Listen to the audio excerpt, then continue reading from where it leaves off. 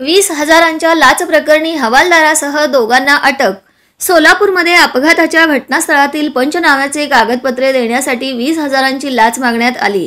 राज्यामध्ये गुन्हेगारीचे प्रमाण वाढले आहे, तसेच लाचखोरीच्या घटनांमध्ये देखील वाढ होत आहे। आता सोलापूरमध्ये तसेच लाचखोरीचे प्रमाण समोर आले आहे। अपघाताच्या घटनास्थळातील पंचनाम्याची कागदपत्रे देण्यासाठी 20,000ची लाच मागण्यात आली, तसेच मागून ती स्वीकारल्याप्रकरणी हवालदारासह दोघांना रंगेहात पकडण्यात आले। ही कारवाई शनिवारी सायंकाळी करण्यात आली। हवालदार राहुल इरण्णा सोनकांबळे वय 52 वर्षे, मनोज किशोर वाघमारे वय 40, राहणार सिद्धार्थनगर वैराग भारशी असे रंगेहात पकडण्यात आलेल्या दोघांची नावे आहेत।